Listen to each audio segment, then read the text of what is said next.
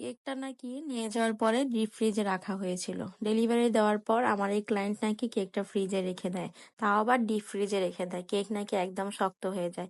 কেকটা আমি পাঠাই হচ্ছে 4টার দিকে, আর ও আমাকে 10টার দিকে ফোন দিয়ে বলে কেক কাটবো, কেকটা একদম শক্ত হয়ে গিয়েছে।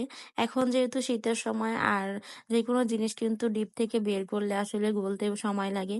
তো আমি বললাম যে আর কোনো ফ্রিজে রাখারই দরকার নেই, কেকটা বের করে তারপর কিছু টাইম পরে কাটিং করো। তো আমি অনেক ভয়ে ছিলাম আসলে কেকের টেস্টটা কেমন হবে। কেকটা কিন্তু 1 পাউন্ডের মধ্যে অরেঞ্জ স্পঞ্জ একটা কেক ছিল।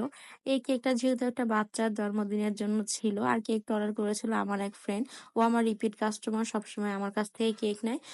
ওদের হচ্ছে ভাই বোনের যতই বাচ্চা কাচ্চার ওকেশন থাকুক না কেন, বার্থডে থাকুক না কেন, অ্যানিভার্সারি থাকুক না কেন, সবসময় আমার কাছ থেকেই নেয়। তো আমার করা একটা ডিজাইনই দিয়েছিল। আর একটা আবদার ছিল, যেহেতু ছোট বাচ্চার জন্মদিন, তো ওর ভাস্তার জন্মদিনের জন্য কেকটা নিয়েছিল।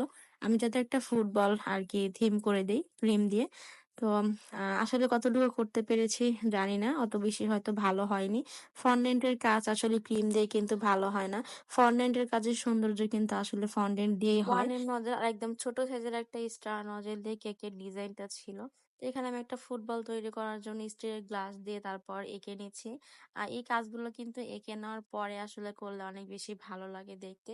তো আসলে অনেক বেশি ভয় লাগছিল দেখতে কেমন হবে। আর যেহেতু ফুটবলের কালারটা কিন্তু ব্ল্যাক আর হোয়াইটের মধ্যে হয়, ও বলেছিল এই কেকের কালার কম্বিনেশন দিয়ে করে দেওয়ার জন্য, যাতে আসলে মানায়, না হলে কিন্তু মানাবে না।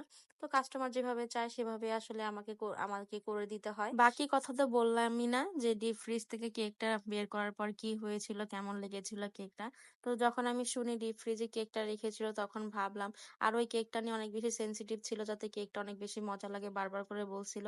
তো ও যেহেতু ডিপ ফ্রিজে রেখেছিল, তো বলছিল যে আমি বললাম যে ডিপ ফ্রিজের কেক রাখলে কিন্তু আসলে অত বেশি ভালো লাগে না, পানি ছেড়ে দেয়। তো তুমি একটু কেকটা বাইরে রেখে দাও, রেখে দেওয়ার পর যখন কেকটা একদম স্বাভাবিক মাত্রায় আসবে, তখন তুমি কেকটা কাটবা।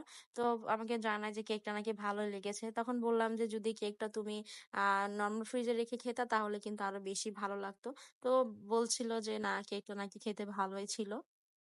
তো কিছু কিছু কেকের ডিজাইন আসলে কিরকম জানি হয়ে যায়, যেমন এই কেকটার মধ্যে এই ফুটবলটা দেওয়াতে আসলে কেমন লাগছিল আমি নিজেও জানি না। তো আপনারা একটু জানাবেন তো এই কেকের মধ্যে এই ফুটবলটা দেওয়াতে আসলে কেমন লাগছে। যেহেতু বাচ্চাদের আবদার দিতে তো হবেই, কারণ কেকটা ছিল বাচ্চার জন্মদিনের জন্য। আমরা বড় মানুষ হলে কিন্তু আসলে এটা নিতাম না, তাই না? তো বাচ্চারা যা বলে তাই আসলে শুনতে হয়। তারপর কিছু টপার দেওয়া ছিল, হোয়াইট চকলেট, তারপর উপরে একটু ডাস্ট কালারও ব্রাশ করে দিয়েছিলাম, তাতে একটু চকচক করে। কিন্তু বেশি চকচকে দেখাচ্ছে না, কারণ আমার ডাস্ট কালারটা ভালো ছিল না। এবারে ডাস্ট কালারটা দেখতে চকচকে ছিল না, একটু কেমন জানি ছিল।